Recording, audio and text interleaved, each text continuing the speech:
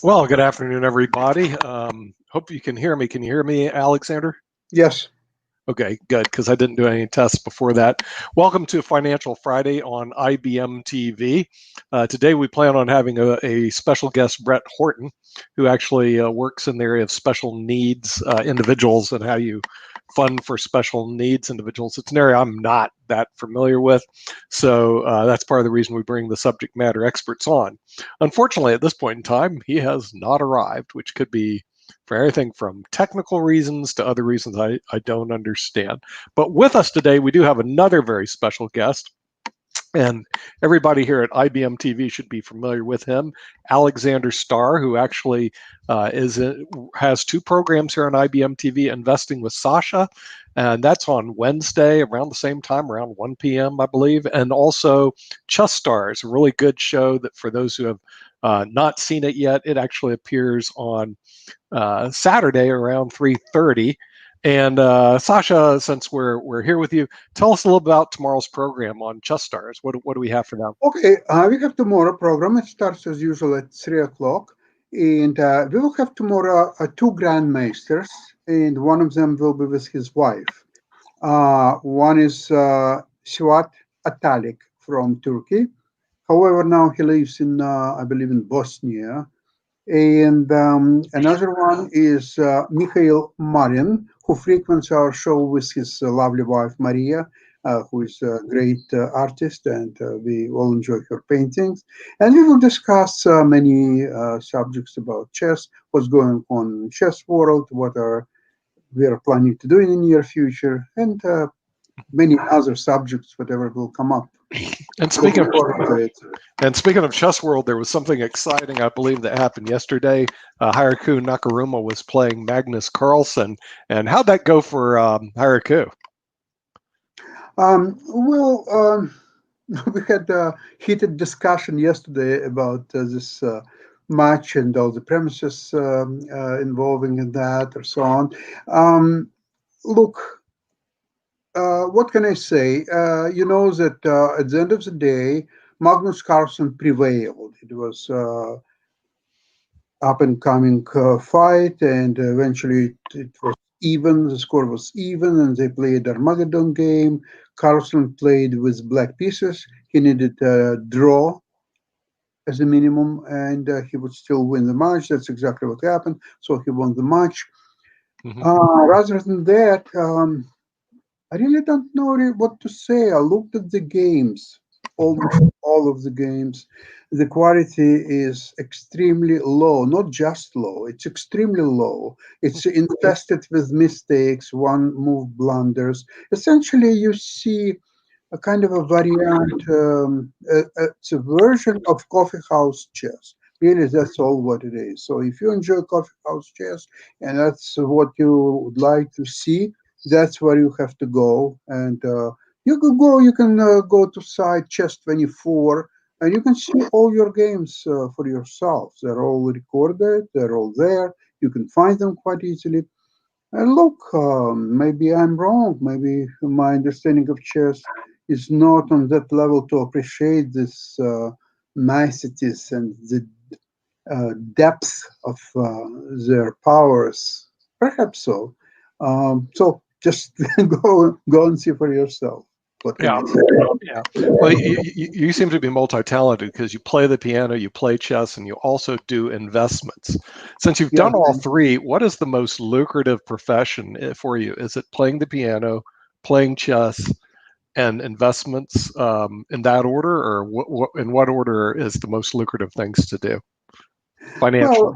I on my example, I have told you very easily. The moment when I turned myself into investor was a first year when I started to invest, and I made 5 times as much money as I was making as a musician. Although I was one of the top three pianists in Toronto, but you can now imagine.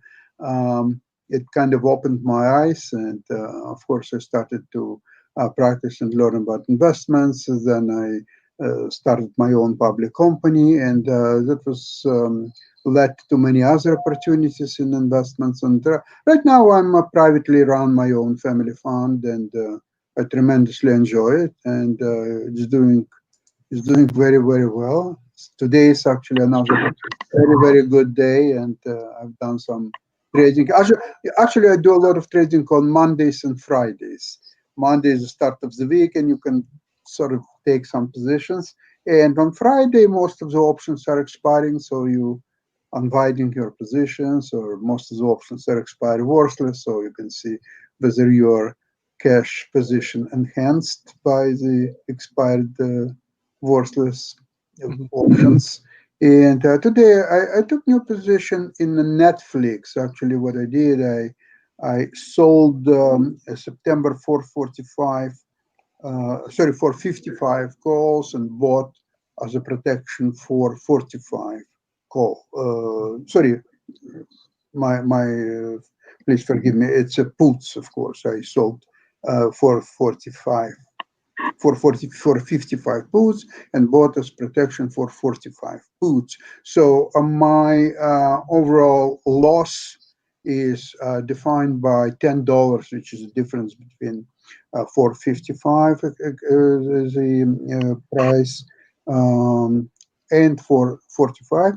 However, the stock is now over 490, so it's hard to predict, hard to see, realistically speaking, that stock when would go in next 2-3 weeks to as low as 4. It's kind of, it has to lose 10% in the middle of normal trading market.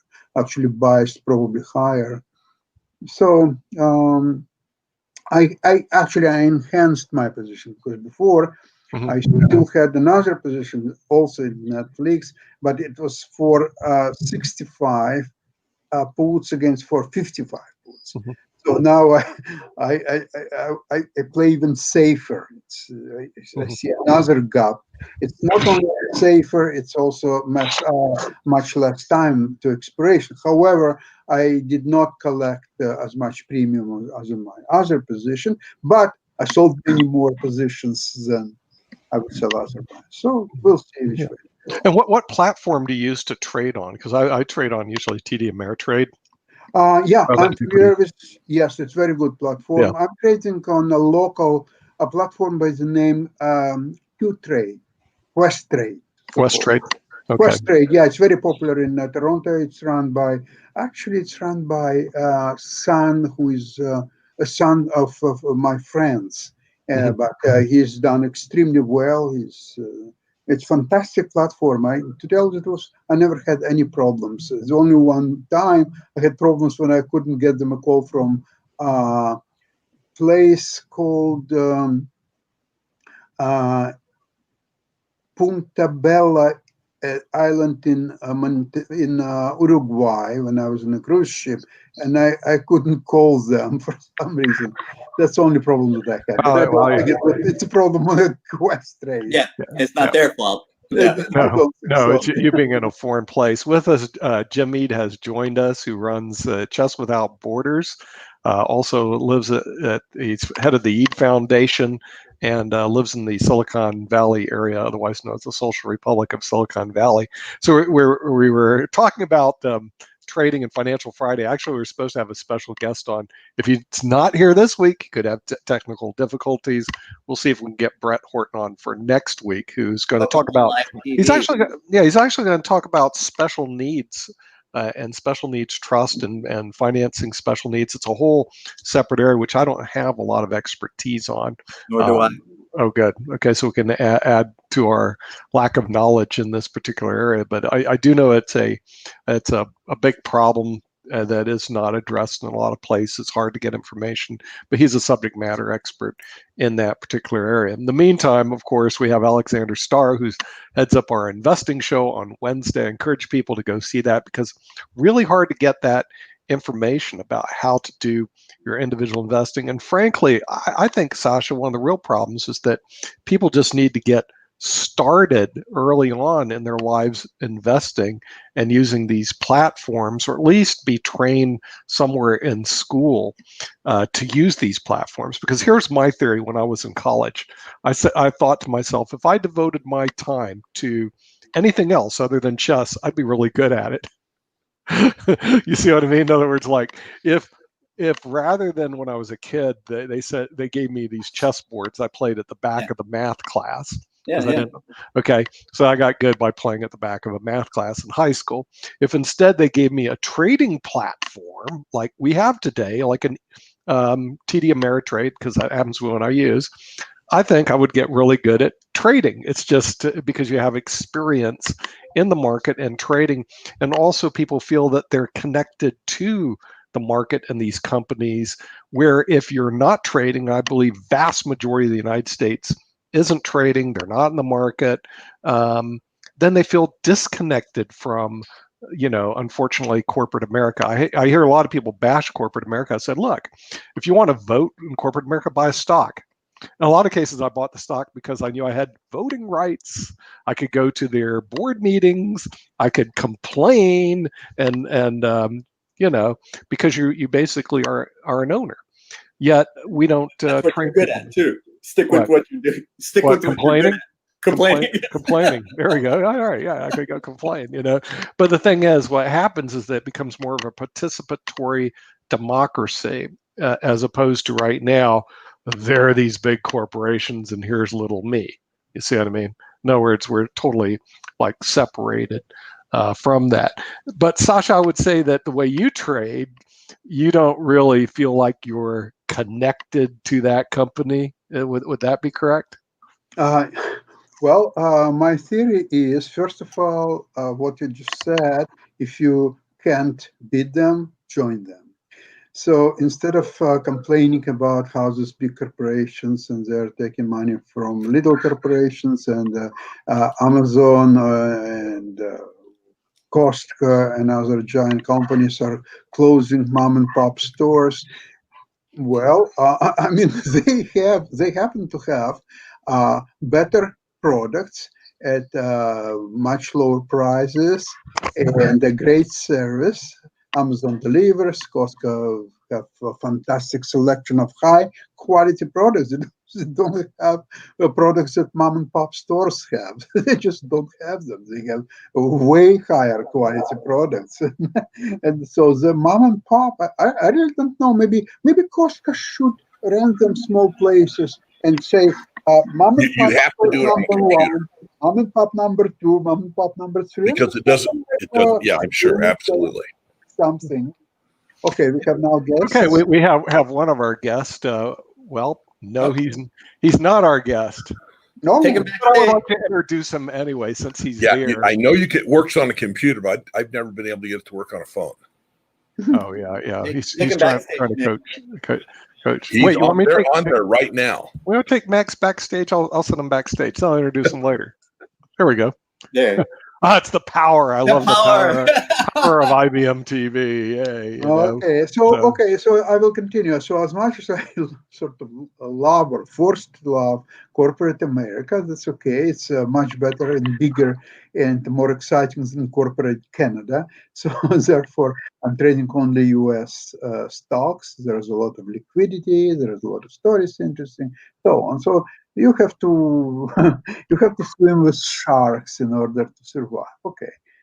So that's selection number one. Number two, at the same time, I don't trust all the information that is going on from the cable networks like CNBC, like many others.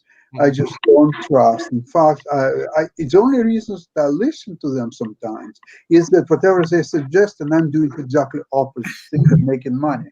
So, I've got burned by listening to the expert before. So I love some of them. I will not call the names. Not that I'm afraid of lawsuits. Oh man, yeah. They have to come to Canada. The Canadian courts are I don't closed even for know the now. name of the report I was reading, but it really burned me because I was about to press the button to buy Micron. Micron Technology, around $10 a share.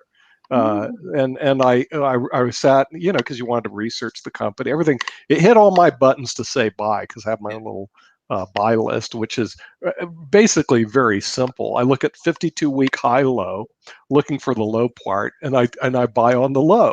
Okay, not the best thing to do, but certainly I made a lot of money on that. But today we do finally have our special guest who's arrived, Brett Horton. Oh, I'm sorry. Well, I said that you. Welcome to live TV. Yeah, welcome to live TV. It starts whether you you're here or not, but I'll introduce Brett. He's our subject matter expert on special needs. With us, we have Alexander Starr from Toronto, Canada. He's also runs our investment show on Wednesday at IBM TV.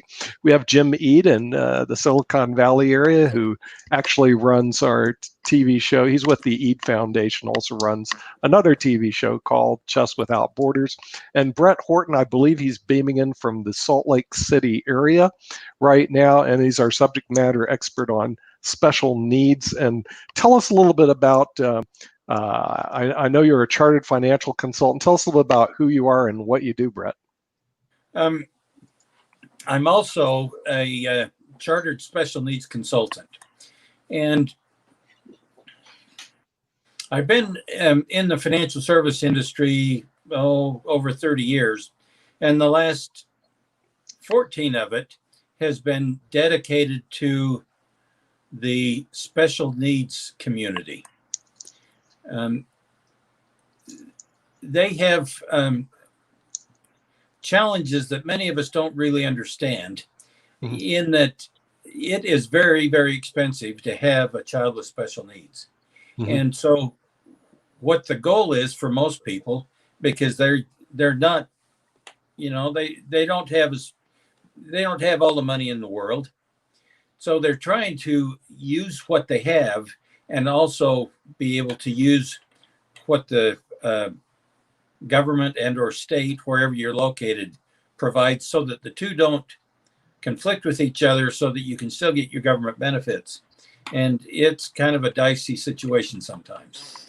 Yeah, and special needs are a special situation. Were there a lot of television programs you could go to learn about it? When I asked our panel about this, and even myself, I said, I know very little bit about it. I'm not a subject matter expert. How do you learn about special needs? In other words, the people who are listening to this are how, if they have a special needs child, where do they go? How do they learn about this? I never even studied it in law school, college, or anywhere. It's really not out there, and it's a challenge for them, because many of these families, they get a little bit of information here, they get a little information from there. They may talk to a friend that may also have a special needs child, and half the information they get may or may not be correct. Oftentimes it's incorrect. So right. It's really a challenge, and it's a challenge to know where to go, because they're afraid. Many of these families are afraid that they don't know what they need to know. Right. If you think of a child with special needs, nobody knows them like their parents do. And what would happen to that child if something happened to mom, the caregiver? Yeah, it's a good question. You say, okay, so it's a young man, 17 years old. For instance, I watched a video clip this morning that was on the Today Show a week or so ago about the struggles that families are having with special needs with the pandemic. Because without going to school, many of the therapies that these children thrive on are provided by the school system. Well, if school's not on, then they don't get those therapies, or the parents have to do it through private pay, which is very, very expensive. And so many of our special needs children right now are actually digressing because of the shutdown, and they don't know what to do. So you think of this, and you think of this family they talked about. He works with the NBC. The people there knew him. Now, I don't know the exact situation, but this little boy was 5 years old. He doesn't walk. He doesn't talk. And he does better with therapies. One of the things they have him, or he was on before, was what's known as equine therapy. So by riding a horse, it actually strengthens his core so he can sit up. What happens is you put him on a horse and you walk the horse, and there's someone on both sides of the horse to make sure he doesn't fall off. But they were saying that how without that, because of the shutdown and because of the coronavirus, then in most cases he's digressing. So what would happen to this little boy if something happened to mom and dad? So who knows what he needs? I mean, how would the new caregiver even know where to start? Yeah, I mean that becomes a problem. What Yes, a Jim. heartbreaking story. Yeah. And that's one of many. Yeah, well, that's one of the problems I think that we just have with our system, and also the problem with the media. There are certain issues like mental health and special needs that tend to be just brushed aside because, Right. and frankly, here's one of the problems I see with mental health issues and special needs issues, Brett. The people that would advocate the most for them are the person that obviously has the special needs and they're really not a good advocate, or the person who has a mental health issue and they're really not a good advocate. So what happens is this group of people tend to be pushed aside because there's no spokesman for them. In your area that where you work in special needs, because I know there's this big thing, Black Lives Matter, but at least they're not mental cases and they can present their case. But let's go to special needs. Who is out there, or is there an organization out there that advocate for them? Who's their advocate? Well, there are a few. The challenge that we have with advocacy is there's so many very different types of special needs that they kind of go off on do their own. For instance, there's you may have heard of Autism Speaks. Now they try to advocate for autism. There's the National Down Syndrome Foundation. They try to advocate for Down syndrome, and there's others like that.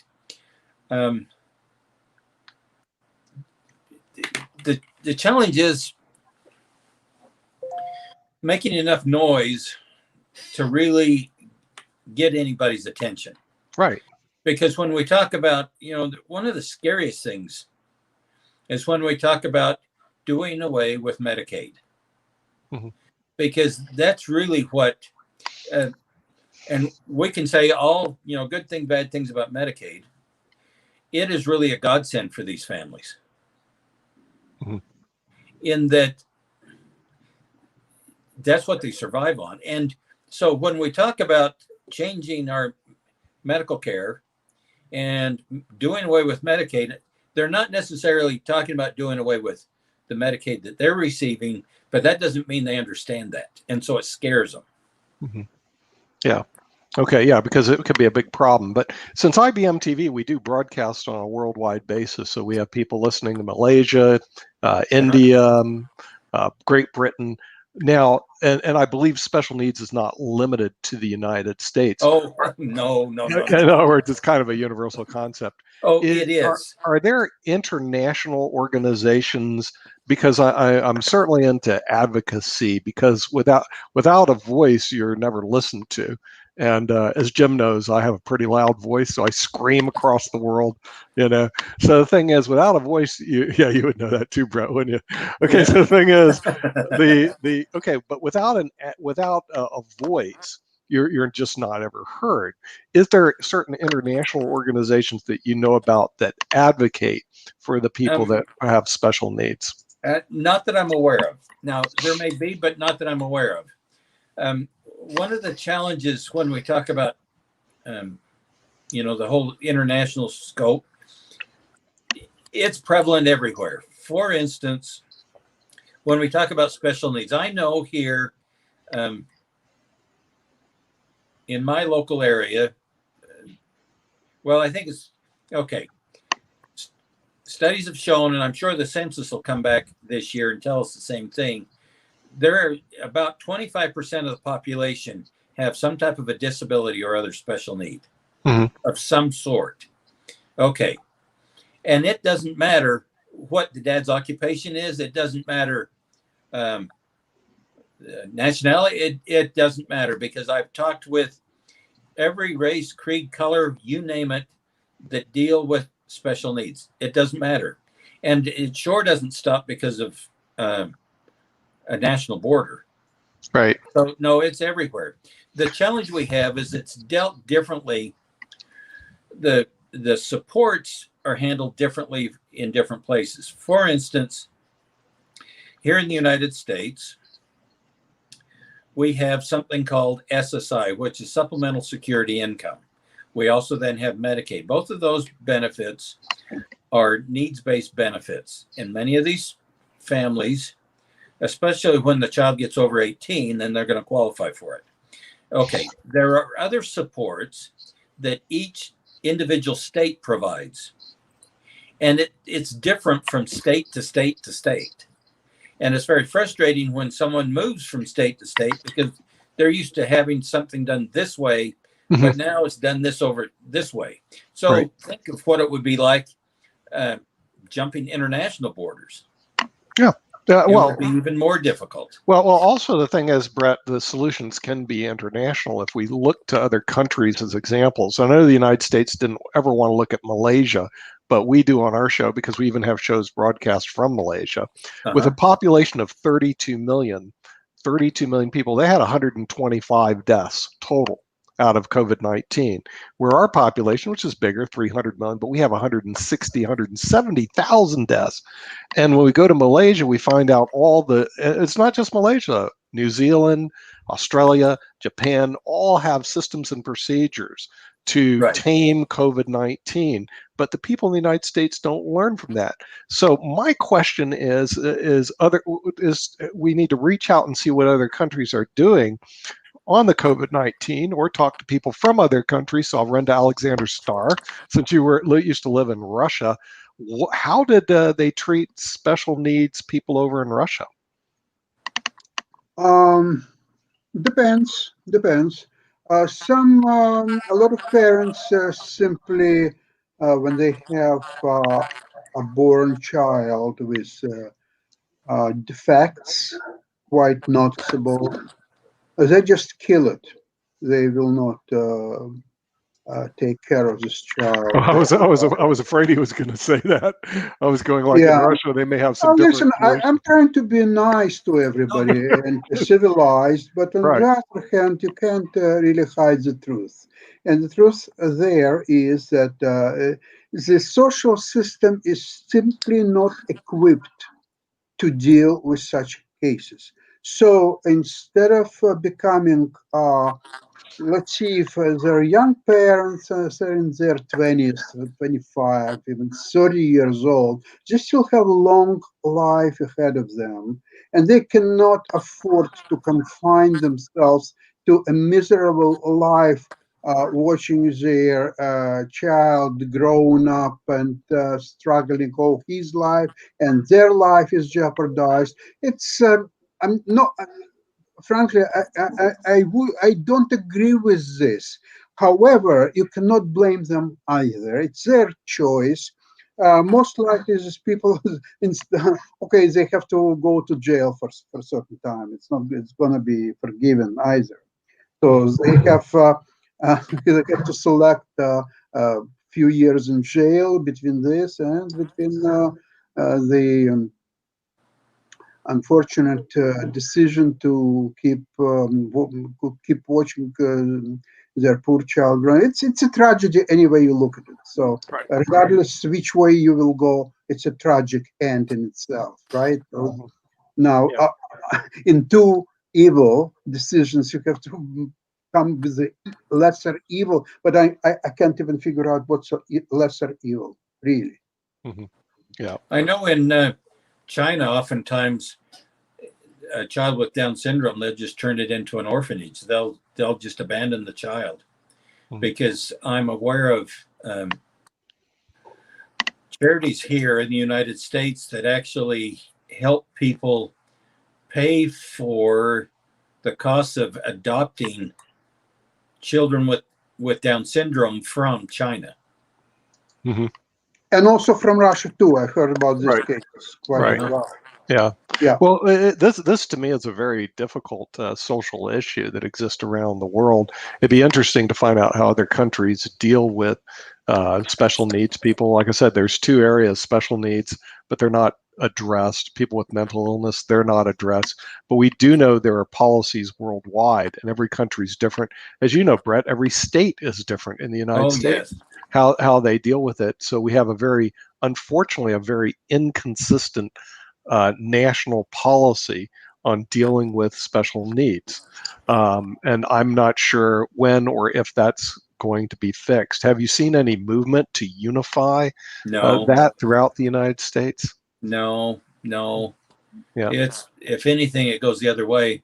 See, and one of the key pieces when these families plan for the future care of their children is a special needs trust, for instance.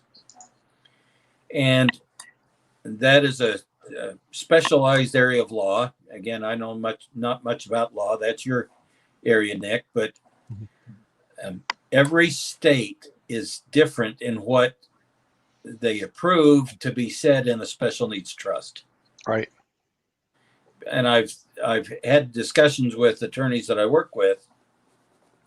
So what happens if someone lives just over the border? Well, they can't help them because they're not familiar with the provisions that are required, say in Nevada or Idaho. Sure. Or I know I know exactly what you're saying, and that's one of the problems with the U.S. law is that even practicing law, you're limited to practice only in the state that you're registered in, unless you're doing certain types of law that have federal exemptions that allow you to do it. And unfortunately, special needs is not one of them. They're state regulated, and the laws can vary dramatically from state to state. So when we do call ourselves the United States of America, we are definitely the disunited states of America if you really look at the legal system. Yes, Jim, what do we have over in California? Thank you, Nick.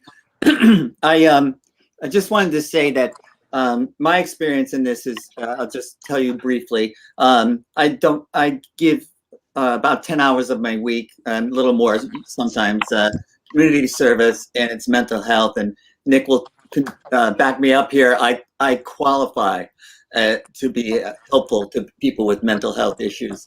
Yes. And I do that as a volunteer. And we ran the FIDE, which is the world governing body of chess, youth championship for players with disabilities. And I was a volunteer for that week, and all the players needed help. Some of them were with wheelchairs, some of them couldn't physically move the pieces, so other people moved them for them. And everybody that was helping was a volunteer. So all of the things that I have seen and been participating in have been on a volunteer basis. And what we need is a structure that supports them too. And my main concern here is that when you have special needs, there has been a shame associated with that. And we need to somehow overcome this shame and just look at these people as people. And so then they would be regulated as people instead of as people we're ashamed of and don't want to be associated with. Yeah. I wanted to hear Brett's reaction to that. It is really true. And so many of our families,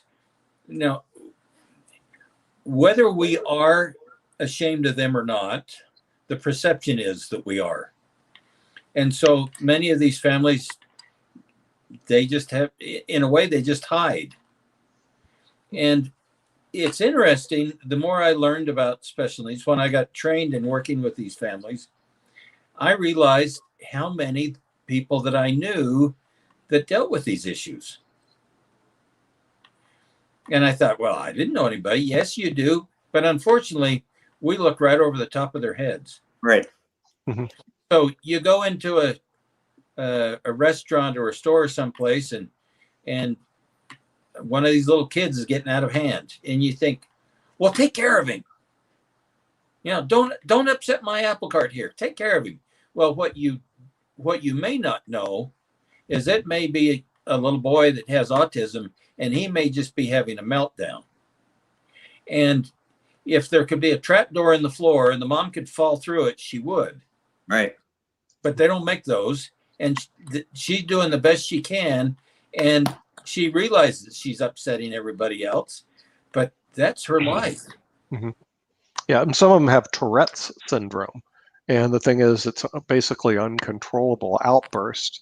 That's Uh-huh. nothing very dangerous or anything like that. But our society just they just don't accept that. I did take a mental note of what they do in Russia, which wouldn't surprise me. And certain other countries will have different policies and procedures on how they do that. But I also believe that the mental health special needs issues are backdoored in the United States because of lack of advocacy. In other words, there's no advocate group out there, and they can't organize where it seems to me if it's along sex lines or race lines, you have huge amounts of advocates on both Well, ends. Okay, but on now, special needs, you have almost none. well, now mental illness, I do know they have they call it NAMI, the National Association of Mental Illness. How Mhm. effective they may be, that I don't know, but they do have a national association. Right. Well, what about on special needs? They have a national association on that too. Well, only when it gets down to the individual type special need. For instance, the National Association or the see, and I'm going to get the names wrong. I think it's the National Down Syndrome Foundation is what it is. Mm-hmm. Okay, so that's a little bit different. There's also I know there's a National Association for Brain Injury. They're kind of loosey goosey in the way that works. So there are a few, but they don't ever, not that I'm aware of, do they ever group together to have one strong advocacy for special needs? Well, I would also point out that you guys were talking about a state kind of problem and that there's no coordination between states. Well, I would point out in California anyways, it's county to county. The mental health work that I'm associated with is county based. And so, whatever the national organizations you're talking about, they just don't affect me with the work that I do. And they don't affect the families, the people and their families that I work with.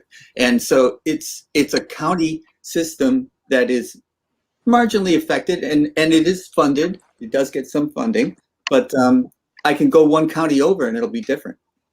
And it may be that we don't realize what the national advocacy groups do for us, because if they weren't there, because you're right, it's really where the work is done and the rubber meets the road is local, right?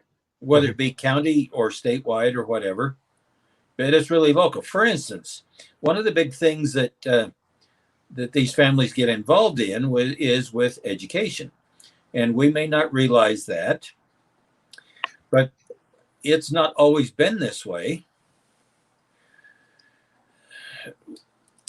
Most of our kids go to school from when they're age 5 through age 18. So they start in kindergarten when they get, a senior in high school, then they graduate and they move on and do whatever else they want. Well, when you talk about a child with special needs, they actually start at age 3 and they can go through age 22. And there's a federal law that guarantees that. Now, it's the same federal law in every state, but how that actually happens varies from school district to school district. Mm-hmm. But the law says it's the Individual Disability with Education Act, latest updated in 2004, says that they will start when they're age 3 and they will have a free and appropriate education. Now you say, well, we know what free means. What's appropriate? Well, that varies on whoever they are, because if you've got a child that doesn't walk and doesn't talk and is not able to go to the bathroom by themselves, a free and appropriate education is different for that person than someone that can be, let's say, can function with their peers in a regular classroom, but they all have the guaranteed right to have a free and appropriate education. Well, and again, that's on a national basis. They can actually continue through school till they're 22 as long as they don't graduate with a high school diploma when they're at age 18, because these are entitlements that they get. A bus is going to pick them up right in front of their house. They don't have to go down to the bus stop with everyone else. It's actually a special bus is going to pick them up at their house and bring them home and bring them to their mom or their dad, or whoever it is that receives them, which is completely different. Now, this is a guaranteed right that they all have. But when they get to age 22, those entitlements end. And that becomes really a challenge for these families because, you know, prior to this, when their kids are at school, then, okay, whoever their caregiver is, mom and or dad, gets a break to do something else, whether they have a part-time job or whatever. But when that child comes home, someone has to be there with them. Well, when you get to age 22, if they're not independent, and some of these children will never be independent, no matter how we try to teach them different things, someone's got to be there with them. And so it is a challenge. I know one mom that I talked to. She is the mother of a big, tall young man with autism. And when I first met them, they lived up on the foothills, and they were about a block and a half away from the freeway. And if the house was ever quiet for about 5 minutes, that someone would call out that they needed to go check. Well, they had 3 or 4 in the family, and they each knew which direction they had to go. They didn't have to talk about what they were going to do. They knew what they had to do because they had to go find him, because he would have wandered out of the house. Yep. So eventually they moved from that house to another place in town. And she told me that she survived with her cell phone in her hand, because if he walked away from school, they would call her quick, and she had to go find him. And one time she saw him walking down the street, and he saw her, and so he ran from her. So she was always in fear of what might happen to her son. And that's when he was in school. Well, now that he's not in school because he's aged out of the school, he's at home more than he was before. And that means she can't do what she did before anymore because she has to be there to care for him.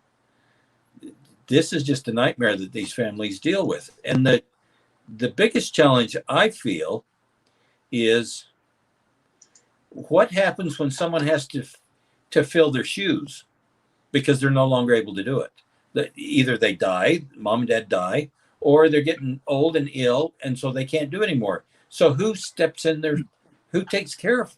Who picks up the slack? That's a good question, Brett. So we'll address that question to you. Who does take up the slack when the caregivers become incapable to take care of the person that has special needs? That varies. As the answer to that is as different as the individual, because some families have extended family members where maybe a sibling would be the appropriate person. It may be so that there's an extended family member, or maybe a friend that would be the appropriate person. And some people, they don't know. Right. And so I just got to take a time out here to thank you so much for bringing our attention to this issue. It's so complicated what you're describing, and there are no simple answers, I don't think. And so it's going to take a lot of hard work to make this a better situation for these people. And it starts with treating them like people. And I just, I want to say that the information that you're giving us is raising the awareness of the issue. And I wanted to thank you for that. Right. Thank you.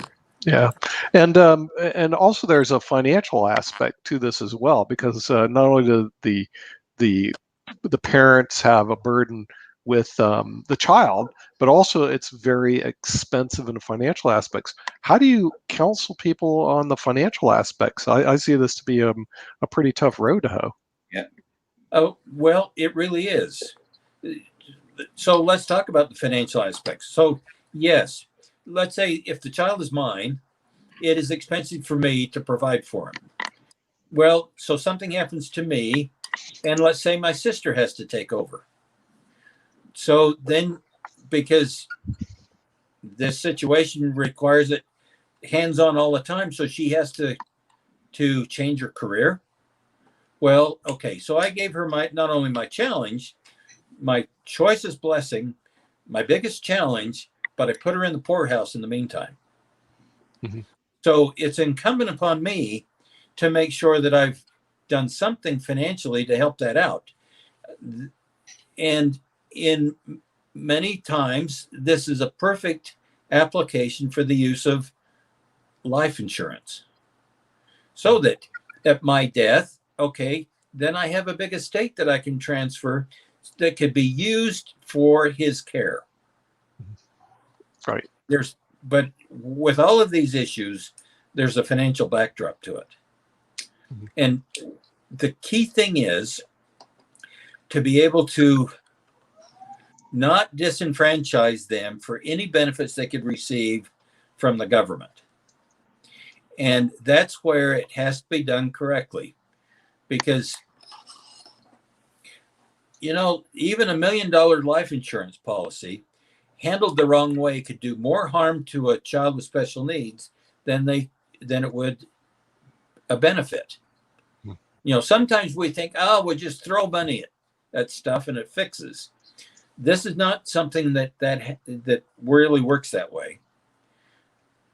That's why it's so important to do some planning, but have the planning come together so that you have so you know who the caregiver is going to be. You provide them with all the information they need to be that caregiver, and we can talk about that here in a minute. But you also then give them the finances to do it so that they can take care of them. But you need to do it so that with the right legal work behind it, so that you have the trust set up, so that they still have those benefits from the federal government.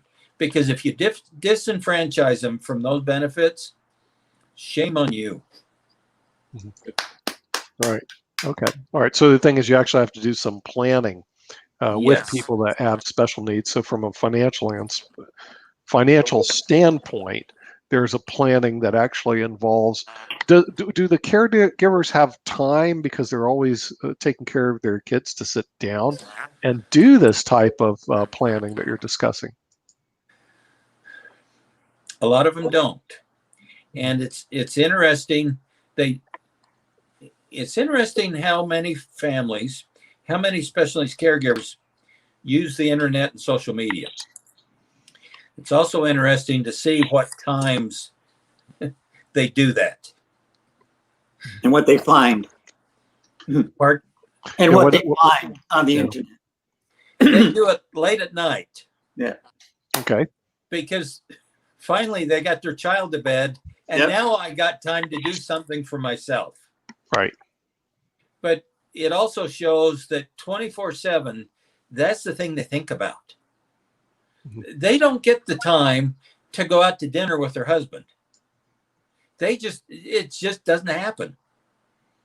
And it's stressful on them because they need a break. Well, oftentimes they don't get it. The other thing that I was going to mention when we do planning, we deal with a thing called a letter of intent. Now, in my practice, I call it their life care plan. Because, okay, so I have this 17-year-old son, for instance, that has severe autism. Now, I don't, but that's, in this scenario, we'll say that I do. And I'm going to make Nick, because he's agreed to be the new caregiver. And my wife and I get in a tragic traffic accident tonight, and we're dead. So this 17-year-old son gets to move from Utah all the way to North Carolina. And Nick gets him off the plane, and here he is. The question is, well, I'm going to say, does Nick know what he needs to do to take care of him? Actually, it's Nick's wife that's going to need to know what to do. And will you know? You won't. And the question is, will it take you 17 years to figure out what it took me 17 years to figure out? If it does, you've got a problem, and my poor son has a problem. So not only do I need to provide the finances and the legal work so that could all happen, but I need to tell you what works for him. Because last time I checked, you can't, if I'm dead, Nick, you can't call me on the phone in heaven. Just a second. Hey, Brett. And I don't Brett, think I have an issue. and Brett, I have don't an think issue. that I don't think we connect over the internet that way either. Mm-hmm. And that's part of the challenge that we have. And so when I work with families, I take them through a series of steps. The first step I have to know, and it's important to know, is what is their vision? What's the vision for the future of their child? Whether they're here, whether the parents are here, or whether parents are not. And based on that, then we have to start talking about, well, if you're not, what's the information that the new caregiver is going to need for them to be successful? You need to know what the medical history is. And you'll need to know their hopes and dreams, even to the point where this is the thing that I always share with people. So let's assume that I'm going to be the new caregiver. And they make me the guardian. And he comes home, let's say he's in his late 20s. He comes home and he says, Brett, I want to get married. And, there's that new Hare Krishna temple down in Utah County. We're going to go there and we're going to have it done. And, I need your permission. Okay. So I'm wondering in my mind, what would mom and dad want me to say? Like you say, Nick, I can't call you on the phone and say, hey, what should I do? Yeah, it doesn't come with an instruction manual, which is one of the real problems I've seen even with COVID-19 when we suspected my wife may have it. And the minute I was doing this, she didn't have it. But if she did, I was going, I don't have my COVID-19 instruction manual as to what to do next. I really don't. And I'm sitting there going like, what, am I supposed to quarantine myself? Do I quarantine her? How am I going to stop getting it? There was no instruction, no guidance whatsoever. And I would imagine special needs, you don't get when you have a special needs child, you're not handed, here's your special needs child instruction manual. Would that be correct? That's what this life care plan needs to be. Right. I keep thinking of and I'm guilty of this, as well as I'm sure we all are. So on Christmas Eve, when we had young children, we always had something we had to put together. Mm-hmm. It didn't matter. There was something. And most of us went and grabbed our screwdriver and started into it. And so we got real frustrated. We had to do it 2 or 3 times. And in the other room, our wives are hollering, read the instruction manual. There's instructions with it. Mm-hmm. But we usually don't. We're smarter than that. Right. Well, this life care plan. I do that too. Yeah. I know we all do. Yeah. That life care plan is really the handbook of instruction for their child. Now, they won't know when it needs to be used, but when it needs to be used, it better be pretty good. Right. Yeah. So it's going to make life a lot better.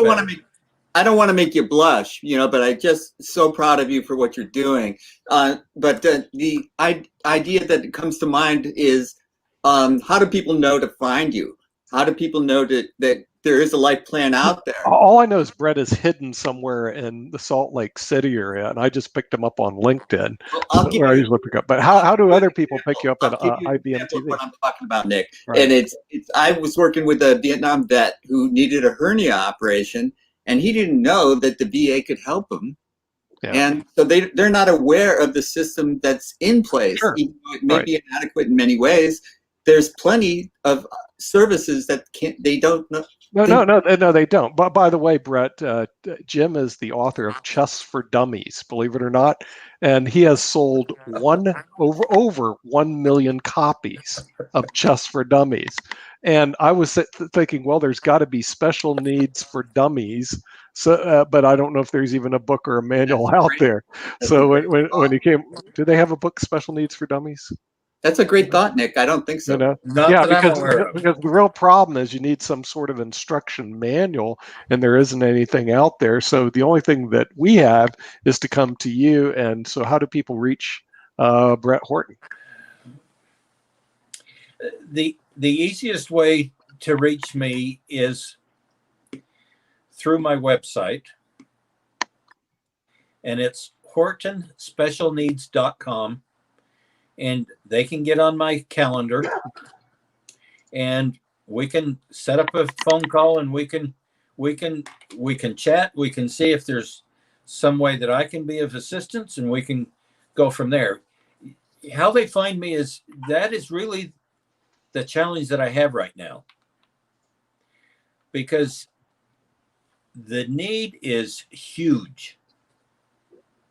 And I only know of one person in the state of Utah with the training and expertise that I have that actually practices in this field. And unfortunately, in the state of Utah, it's me. Yeah. That's unbelievable. Yeah, but because of the internet, can you get people from all over the country, all over the world I to can. contact you? What? I can. You can. Okay, Yes, right. I Because can. the internet does allow that, which is a very interesting phenomenon. So the people that are they have special needs issues, like I said, don't contact me. Like before you came on board, we were saying we have no subject matter experts in this. Sasha does investing with Sasha. He does chess stars, but I mean, special needs is a whole different cat. Same with Jim. And so we're sitting there like deer in the headlights. We don't know the issues at all. Brett. So the thing is, you're bringing to light some really very important issues, and of course, we have some great comments that have already come in from our viewers across the world. JH Kim, thank you for doing the show. Co-parent, parent, beloved people on the spectrum, and of course, we have some other comments. What a great show! So you're getting some good comments. And I think what happens is we definitely want to have you back on to discuss this particular issue, because it's an issue that I believe it just doesn't get enough love out there. In other words, not enough love, not enough advocacy. And that's what IBM TV is all about, is to basically serve what we call underserved communities, assuming IBM lets us keep our URL, but that's a whole nother story. And if they don't, well, we'll see. That's why we have you, Nick. That's why they have me, baby. I'm here. I don't like that. But no, I have to be worth something, Jim. Yes, rather than just causing trouble. I cause good trouble, baby. Good trouble. By the way, I have my response almost drafted. It wasn't really that hard, so I just like to mention that in our time, all United States is underserved community. Oh, well, that's true. That's true. Hey, you got a point, Sasha. All the United States needs help, and it's just some people need more help than others. Exactly. But the U.S. has some issues, but we're going to see how many we can solve, not just in the United States, but also internationally, using media, using technology. I don't even know what the tech sector is doing in this area. What you do find out is that there are technological advancements taking place almost everywhere, but they also are hidden, and we have to prime them out, and we try to do that at IBM TV. So we do want to thank our special guest. We're at the hour, Brett Horton with Special Needs. Great show. Jim Eade, of course, one of our panelists, Chess Without Borders, and heads the EAD Foundation. Alexander Starr, who's Chess Stars, will be on Thank you. tomorrow at 3:30, and also does No, Investing 3 with o'clock. Sasha. 3 o'clock. 3 o'clock. You're at 3 o'clock. Okay. And then does Investing come with late. Sasha on Wednesday, which is a great show, by the way. If you want to learn how to do individual investing, another thing that's not taught Nick, very do you well. know how I learn about investments? I'm listening to my own show after it ends. Of course. Yeah, But no, absolutely. no, it's a great show. So the thing is, So, and you know, anybody the has a name chance is to go Wednesday. Learn from the Best. Learn from the best. Yeah, but no, and you have some great people on the show. People don't know that you bring on some people that literally are managing billions of dollars in assets. They're sitting on your Thank show, you. so I think it's pretty cool. Not only that, an individual investor who's been doing it a long time. So thank everybody for attending Financial Friday. Thank We hope you. we'll see you.